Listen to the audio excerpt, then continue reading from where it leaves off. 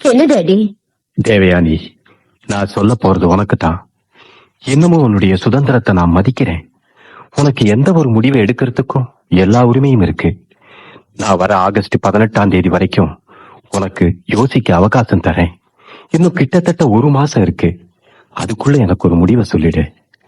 August 18 காலையில 10 மணிக்குள்ள உன்னுடைய முடிவு எதுவானாலும் சரி, எனக்கு சந்தோஷம்தான். ஓகே?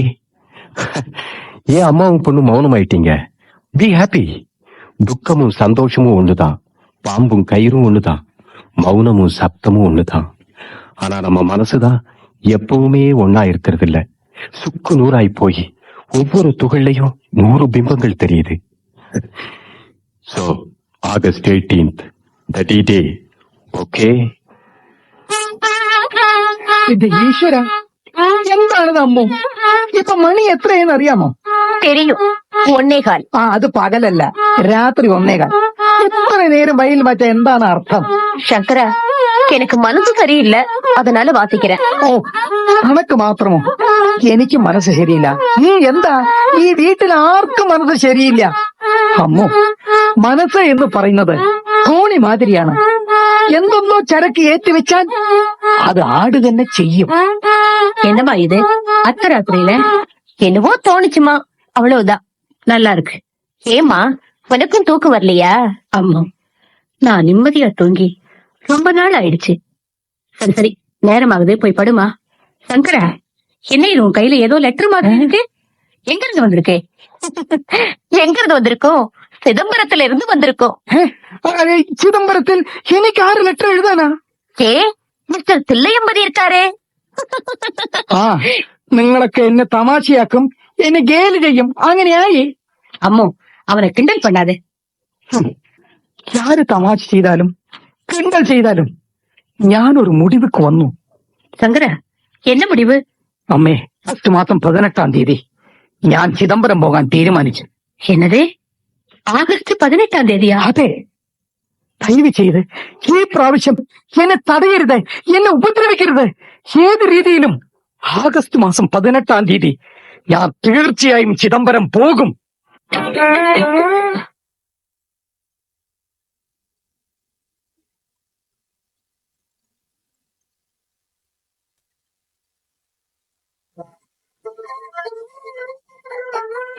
மேடம், மணி 6 போகுது.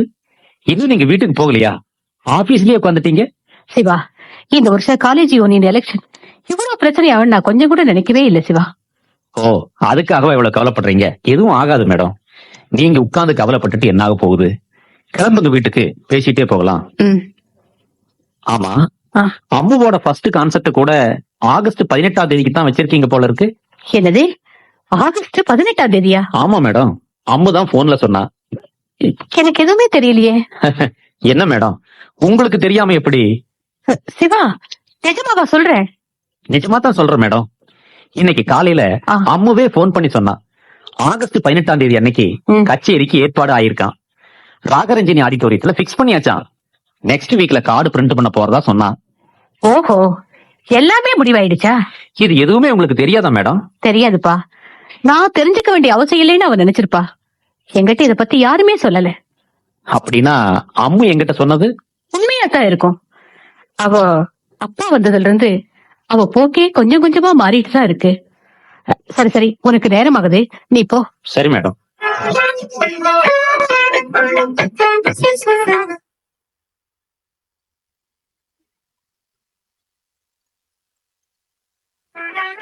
என்னம்மா, பேப்பர்ல என்டர்டைன்மெண்ட் காலத்தையும் ரொம்ப உத்து உத்து பாத்துட்டு இருக்க. என்ன, ஏதாவது டிராமாவுக்கு போக போறியா? ஆமாமா, வீட்டுல நடக்கிற டிராமாவெல்லாம் பார்த்தாச்சு, இனி வெளியில போய் தான் பாக்கணும். என்ன இது, என்னைக்குமே நீ இப்படி பேச மாட்டியே, உனக்கு என்னாச்சுமா? எல்லாரும் உங்க இஷ்டத்துக்கு செய்ய வேண்டியதை செஞ்சிடுவீங்க, கடைசியில ஏதோ என் பேர்ல தப்பு இருக்கிற மாதிரி பேசுவீங்க. ஐயோ, போதும் போதும், என்னன்னு ஸ்ட்ரெயிட்டாவே சொல்லிட. உன்னோட அரங்கேற்றத்துக்கு எல்லா ஏற்பாடும் பண்ணிட்டியாமே. இவ்வளவுதானா? இதுக்காகவும் இவ்வளவு கோவமா இருக்க? நானும் இந்த வீட்டுல தானே இருக்கேன், என்கிட்ட ஒரு வார்த்தை சொல்லக்கூடாதா? அம்மா, உனக்கு ஒரு சர்ப்ரைஸா இருக்கட்டுமேனு தான் நான் சொல்லல. எனிவே, எல்லாம் கன்ஃபார்ம் ஆனதும் உங்ககிட்ட சொல்லி உன்னை அக்கறை வைக்கணும்னு பார்த்தேன். இல்லம்மா, இந்த 21 வருஷத்துல நீ முதல் தடவையா என்கிட்ட இன்னைக்கு போய் பேசியிருக்க.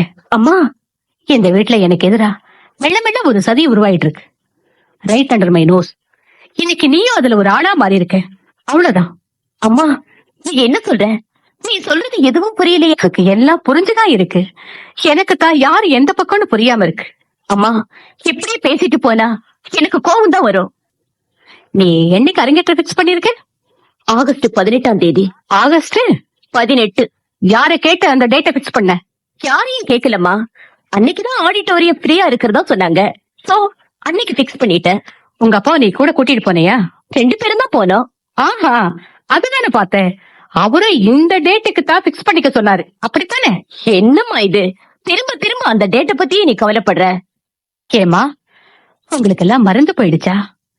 உங்க அப்பா எனக்கு கொடுத்திருக்கிற டெட்லைன் ஆகஸ்ட் 18. சங்கரோட டெட்லைன் அதே ஆகஸ்ட் 18. உன்னுடைய கான்செப்ட் ஆகஸ்ட் 18.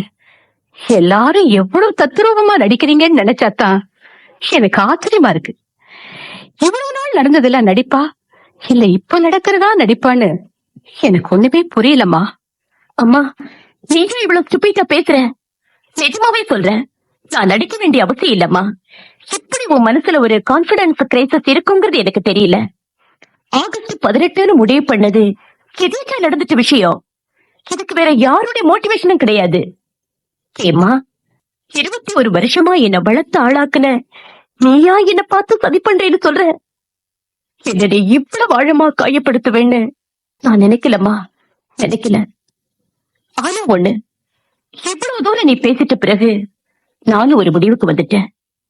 எது எப்படி நடந்தாலும் சரி, ஆகஸ்ட் 18ஆம் தேதி என்னுடைய கான்செப்ட் நடந்துதான் தீரும். இது என்ன சேலஞ்சாமோ? அம்மா, நான் உன் பொண்ணாச்சே. உனக்கு இருக்கிற வைராக்கியத்திலயும் ரோஷத்திலயும் எனக்கு ஒரு 50% இருக்காதா? இதுவரைக்கும் நானும் நீயும் எத்தனையோ நாள் சண்டை போட்டிருக்கோம். பேய் பிசாசுன்னு ஒருத்தருக்கு ஒருத்தர் திட்டி இருக்கிறோம். ஆனா சண்டை முடிஞ்சதும் நான் உன் மடியில வந்துதான் தலை வச்சு படுத்துக்குவேன். நீயும் என் தலைமுடிய கோதி விட்டு கடைசியா ஒரு முத்தம் கொடுத்துட்டு தான் எந்திரிச்சு போவேன். அதெல்லாம் உனக்கு இன்னும் ஞாபகம் இருக்காமோ? அதெல்லாம் எனக்கு ஞாபகம் இருக்கிறதுனாலதான் சொல்றேன்.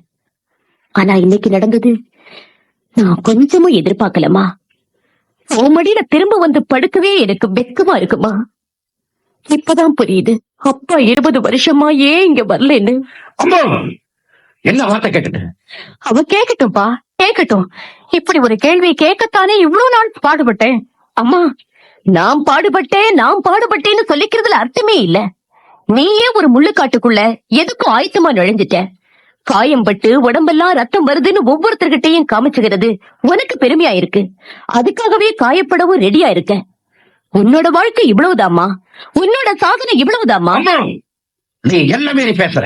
தாத்தா, 1000 தான் இருந்தாலும் அவளுடைய வாழ்க்கையில ஒரே நம்பிக்கை நீதான். தத்தன புருஷனையும் பெற்ற அப்பாவை விடவும் உங்ககிட்ட தான் அவ அளவு கடந்த அன்பும் பாசமும் வச்சிருக்கிறா. அப்படிப்பட்ட ஒரு தாய்கிட்ட நீ இப்படியெல்லாம் பேசுறது சரியில்லைம்மா, சரியில்லை. அப்பா, அவ மனசுல பட்டதையெல்லாம் சொல்லிட்டாப்பா. அவ மனசுலயே இவ்வளவு இருக்குன்னு இன்னைக்கு எனக்கு தெரிஞ்சு போச்சு. அம்மா, அழாத அம்மா, அழாத. உன்னோட முதல் கச்சேரி எனக்கு தெரியாம ஏற்பாடு ஆயிருக்கேன்னு ஒரே வருத்தத்துலதான் நான் அப்படி பேசிட்டேன். நிச்சயமா உன்னோட கான்செப்ட் நல்லபடியா நடக்கும், நடக்கணும். நீ ஒண்ணு கவலைப்படாதம்மா. அம்மா, அம்மா.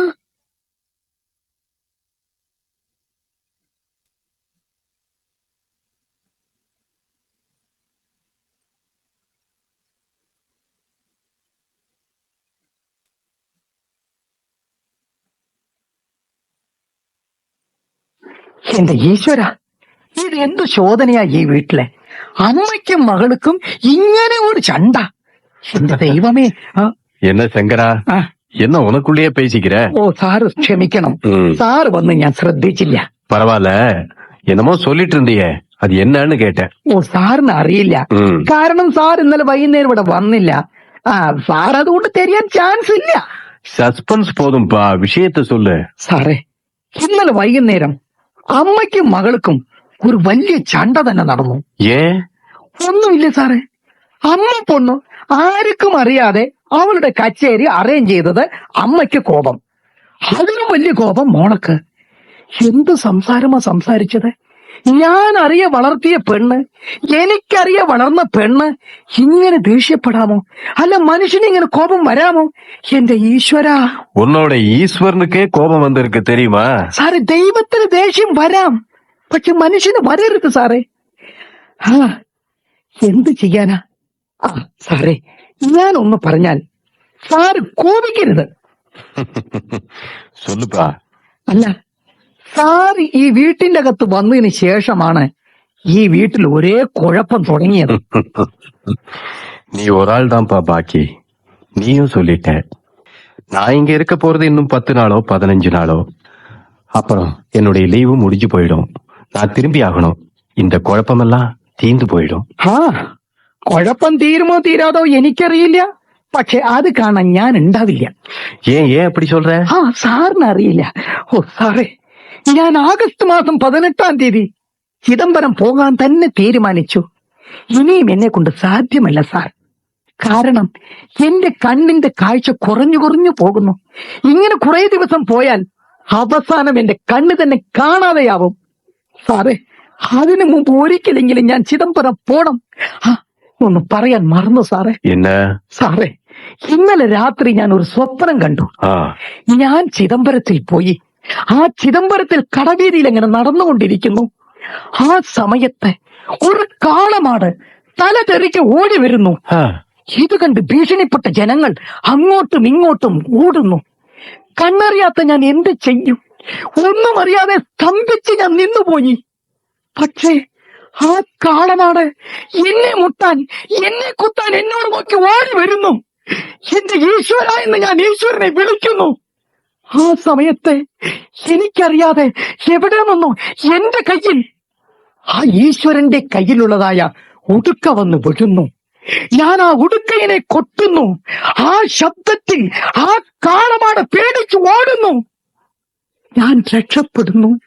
സാർ, ഇത് എങ്ങനെ സംഭവിച്ചു? സാറിന് അറിയാമോ ഇത് എന്താണെന്ന്? സാറിന് എന്തെങ്കിലും പുരിയുന്നുണ്ടോ? எனக்கு ஒண்ணுமே புரியலப்பா. ആ, എന്നാൽ എനിക്ക് പുരിഞ്ഞു സാർ.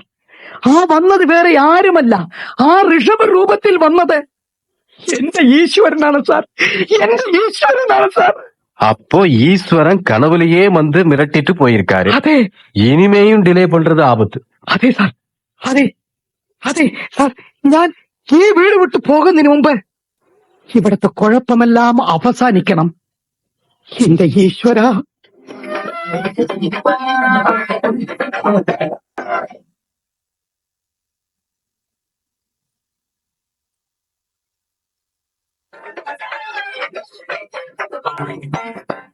ஏமா அம்மு, இன்னைக்கு பேங்க் இருக்குமா? இருக்கும் தாத்தா. ஏ, பணம் எடுக்கணுமா தாத்தா? இன்னைக்கு தேதி என்ன? 17. ஆகஸ்ட் 17 இல்ல? நாளையோட என்னோட பிக்ஸட் டெபாசிட் மெச்சூர் ஆகுது. அத ரெனியூ பண்றதா என்னன்னு முடிவு பண்ணல. அதுக்காக தான் தேதி கேட்டீங்களா? ஆமாமா, இன்னைக்கு பேங்க் மேனேஜரை பார்த்து எந்த ஸ்கீம்ல போடலாம்னு கேட்டுட்டு வரலாம்னு பார்த்தேன். இதெல்லாம் கடைசி நிமிஷம் வரைக்கும் முடிவு பண்ணாம தள்ளி போடுறது நல்லதில்ல பாரு. தாத்தா, யூ ஆர் ரியலி கிரேட்.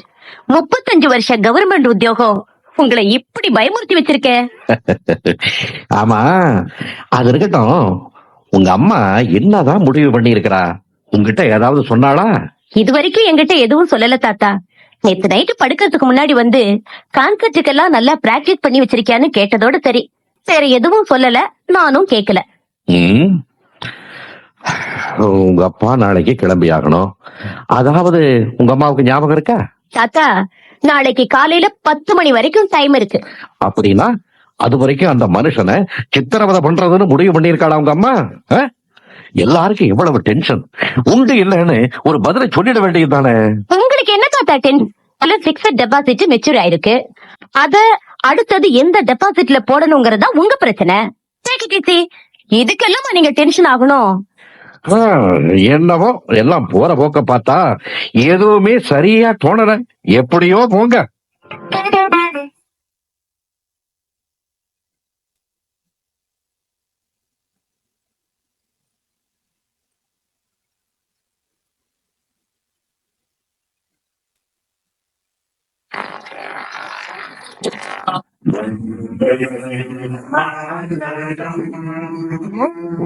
அந்த ரேடியோ கொஞ்சம் குறைச்சு வைங்க.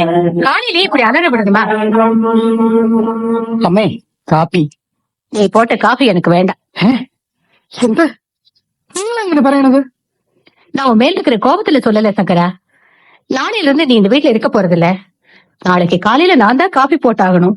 அதனாலதான் சொல்றேன். அத நானே செஞ்சுக்கிறேன் இன்னைக்கு. എന്റെ ഈശ്വര. அவரு சிதம்பரத்தில் இருக்காரு.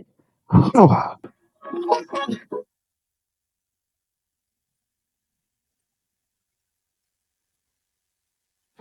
அம்மோ அம்மோ என்ன தாத்தா? கரெக்டா டைம் என்னம்மா?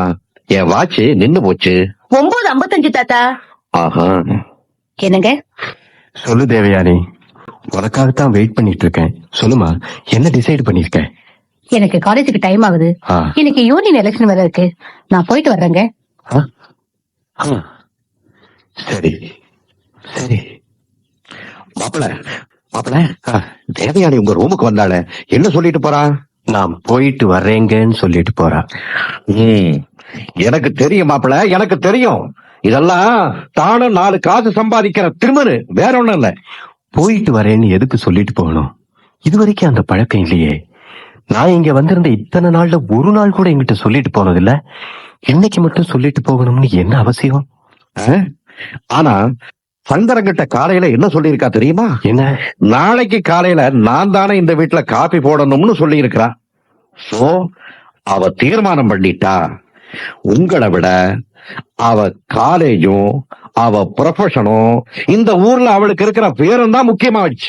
பரவாயில்ல, ஏதோ ஒரு டிசிஷன் எடுத்த வரைக்கும் எனக்கும் சந்தோஷம்தான். நான் இனி பேக் பண்ண வேண்டியதுதான். மாப்பிள்ள,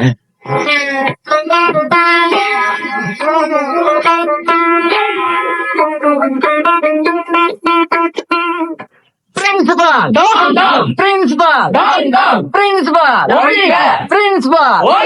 மேடம் மேடம், நீங்க எலெக்ஷனை போஸ்ட்போன் பண்ணனால ஸ்டூடெண்ட்ஸ் ரொம்ப கோவமா இருக்காங்க. என்ன ஆனாலும் சரி, இந்த சூழ்நிலையில காலேஜ் யூனியன் எலெக்ஷன் நடத்த முடியாது.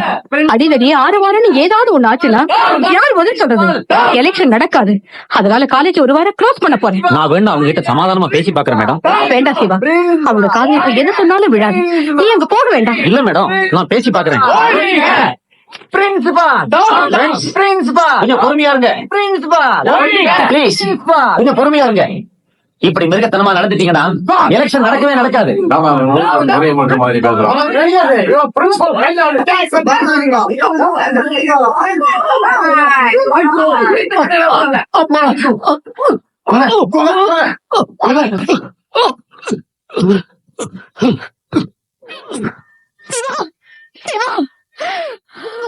அட பாவிகளா, அநியாயமா ஒரு உயிரை பழி வாங்கிட்டீங்க. என்னோட 2வது பையனையும் கொண்டுட்டீங்களே. தெய்வமே,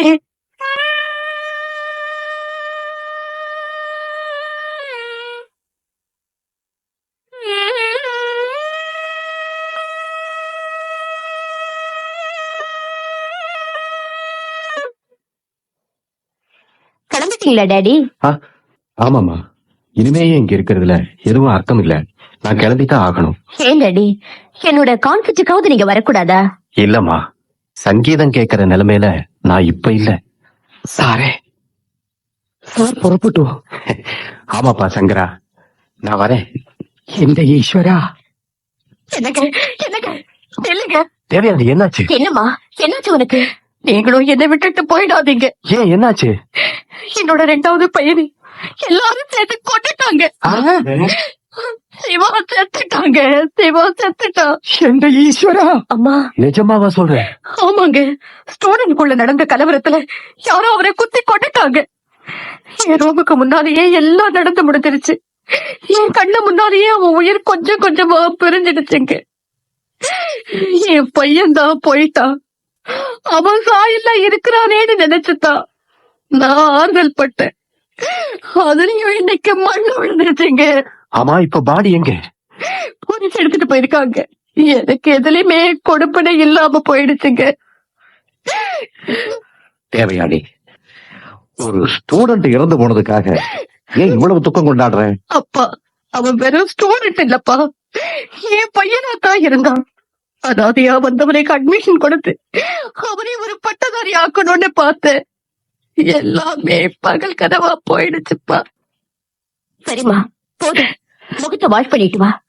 என்னோட கான்செர்ட்டுக்கு டைம் ஆயிடுச்சு. ஏமா, உனக்கு இப்ப உன்னுடைய கான்செப்ட் தான் முக்கியமா? என்னம்மா இது? இது என்னோட முதல் கான்செர்ட்டுமா. எனக்கு இது இரண்டாவது இழப்பம்மா. அம்மா, you are over doing it. எதுக்கு இவ்வளவு துயரப்படுற? சாவுங்கிறது எல்லார் வாழ்க்கையிலயும் நடக்க வேண்டிய ஒண்ணு. யாரு இருந்தாலும் இல்லாட்டியும் உலகம் மாறிட போறதில்ல.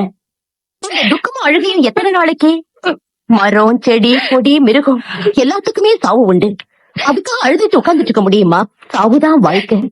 சாவு இன்னதுன்னு தெரிஞ்சதுக்கு அப்புறம் தான் வாழ்க்கையே ஆரம்பமாகுது.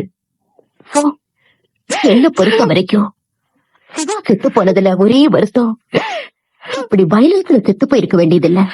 அவ்வளவுதான். சரி சரி, கான்செர்ட்டுக்கு டைம் ஆயிடுச்சு. எல்லாரும் ரெடியா இருப்பாங்க. அம்மோ, நீ செய்யறது சரியில்லை. உங்க அம்மா இடிஞ்சு போய் வந்திருக்கா, நீ இப்படி கச்சேரி பண்ண போறேன்னு சொல்றது சரியில்லைம்மா. நான் இன்னைக்கு இருப்பேன், போயிடுவேன்.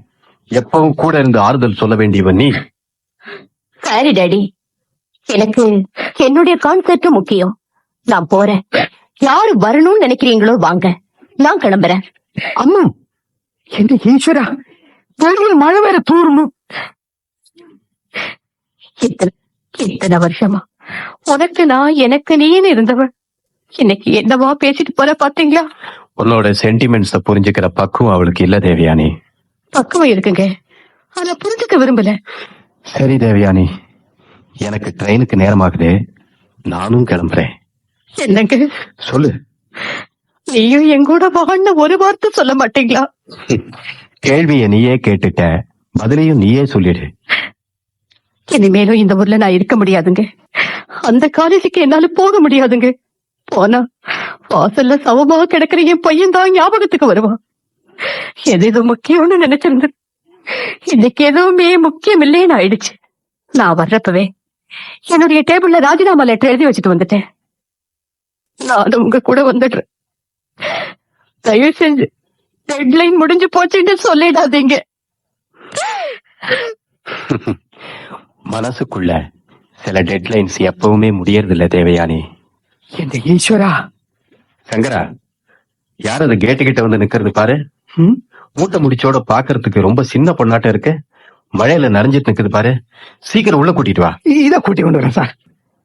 யாரம்மா நீ? எங்க இருந்து வர? சிதம்பரத்துல இருந்து வரேங்க. சிதம்பரமா? ஆமா, இந்த கவர்ல ஒரு லெட்டர் இருக்கு, அத இங்க கொண்டு வந்து கொடுக்க சொன்னாங்க. லெட்டரா?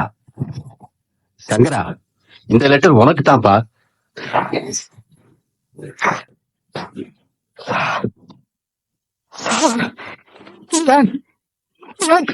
இனி சிதம்பரம் போகல சார்.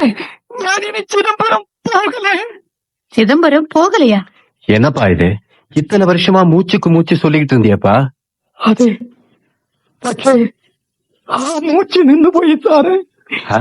ഈശ്വരന്റെ മൂച്ച് നിന്ന് പോയി. ആ തിരുവല്ലാമല ഈശ്വരന്റെ മൂച്ച് നിന്ന് പോയി സാറേ, നിന്ന് പോയി.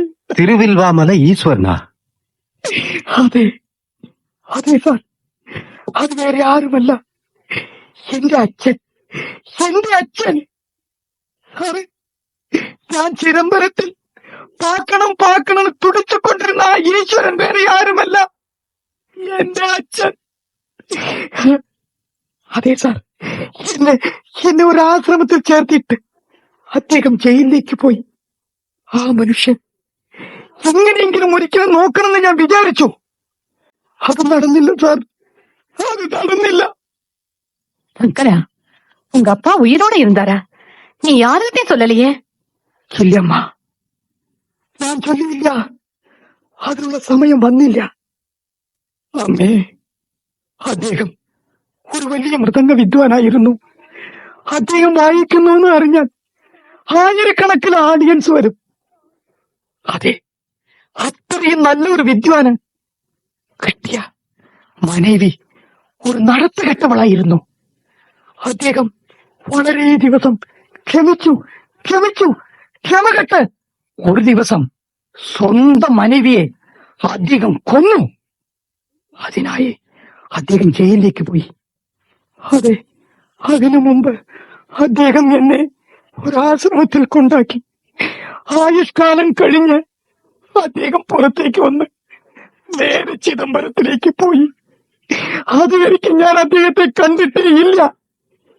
അദ്ദേഹത്തിനെ കാണണമെന്ന് ഞാൻ ആഗ്രഹിച്ചു, പക്ഷെ നടന്നില്ല. ഞാൻ ഇത്രയും ശോകമായ ഒരു കഥ നിങ്ങളോട് ആരോടും ഇത്ര ദിവസം പറഞ്ഞില്ല സാർ. ஆனா நீ இங்க இருக்கிறது അദ്ദേഹം എങ്ങനെയോ ആര് മൂലമോ അറിഞ്ഞോ അദ്ദേഹം എല്ലാ മാസവും 18-ാം തീയതി കൃത്യമായിട്ടും എനിക്ക് കത്തെഴുതും. അതെ, ഞാൻ നേരെ പോസ്റ്റ് ഓഫീസിൽ പോയി ആ കത്ത് മേടിച്ച് വായിച്ചിട്ട് അവിടെ തന്നെ മറുപടി എഴുതി അയക്കും. ഈ മാസം 18-ാം തീയതി തീർച്ചയായും ഞാൻ അദ്ദേഹത്തെ വന്ന് കാണാമെന്ന് എഴുതി. പക്ഷേ അത് നടന്നില്ല സാർ. അത് നടന്നില്ല സാർ. അതിനു മുമ്പ് അദ്ദേഹത്തിന്റെ പൂച്ച നിന്ന് പോയി. എന്റെ ഈശ്വരന്റെ പൂച്ച നിന്ന് പോയി സാർ. എന്റെ ഈശ്വരന്റെ പൂച്ച. കാർത്തിയായിനി സാറേ, ഈ കാർത്തിയായിനി ഈശ്വരന്റെ കൂടെ ജോലി ചെയ്തുകൊണ്ടത് പെണ്ണാണ്. അവളും അനാഥ, ഞാനും ഒരു അനാഥനായി. നിങ്ങൾക്കെല്ലാം ശരിയെന്ന് തോന്നുകയാണെങ്കിൽ ഞങ്ങൾ രണ്ടാളും ഇവിടെ ജീവിച്ചോളാം. നിങ്ങൾ എല്ലാവരും சந்தோஷமாய் போயிட்டு வரும். தேவயானி, சங்கர பிரியம் எப்படியோ அப்படியே நடக்கட்டுங்க. போலாமா? போலாங்க. சங்கரா, സാറേ, പോറേൻ എന്ന് പറഞ്ഞ് ഞാൻ ഇവിടെ തന്നെ ഇരിക്കുന്നു. നിങ്ങൾ എല്ലാവരും പോണു. സന്തോഷവും നിമ്മതിയും നിങ്ങൾക്കെന്നും ഉണ്ടാവണം. ഇനിമേ ഇവിടെ ഞാനും കാർത്തിയായനിയും എന്റെ ഈ മൃദംഗത്തിൽ തനിയാവർത്തനം മാത്രമേ ഉള്ളൂ. എന്റെ ഈശ്വര.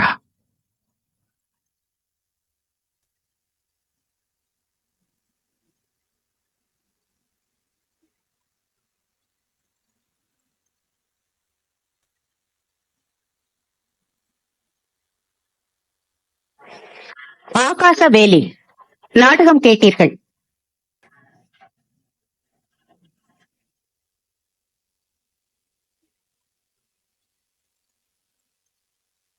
எழுதியவர் கே. கணேசன்.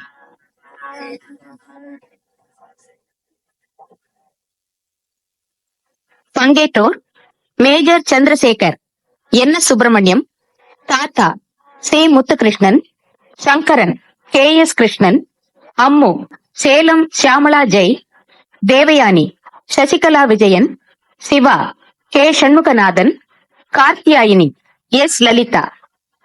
இதில் பங்கேற்ற இசைக்கலைஞர்கள் கோயம்புத்தூர் கே. பாலசுப்ரமணியம், ஈரோடு ஏ. குருராஜன்.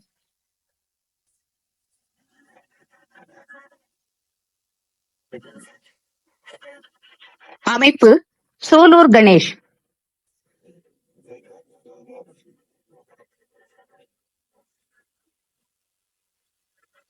படைப்பு கோயம்புத்தூர் வானொலி நிலையம்.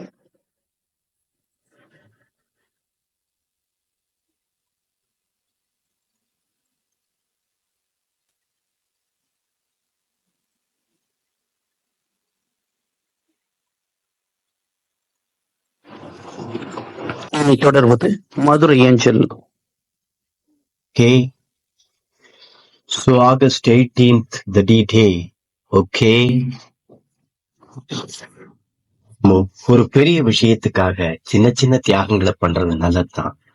உன்னை பொறுத்த வரைக்கும் நீ எழுங்கிறது எனக்கு ரொம்பவும் பெருமையா இருக்குமா. இங்க வந்த முதல் நாள் நான் கேட்ட உன்னோட வயலின் இன்னும் இனி என் வாழ்க்கை முழுக்க ஒலிச்சுக்கிட்டே இருக்கும். நான் உன்னை எப்படியெல்லாம் கற்பனை பண்ணி வச்சிருந்தேனோ அத்தனை உங்க அம்மா நிஜமாக்கிட்டான். அதாவது நடக்க வேண்டியபடி நடந்தது. எல்லாம் முடிஞ்ச பிறகு நான் எதுக்காக வந்தேன்னு எனக்கே புரியல. சோ நான் ஒரு முடிவுக்கு வந்திருக்கேன்.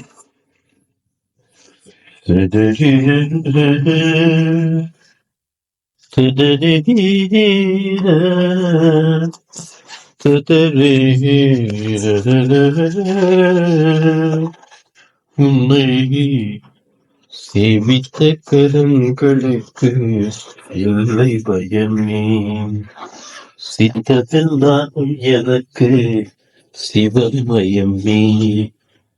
சேவித்த கரங்களுக்கு இல்லை பயமே,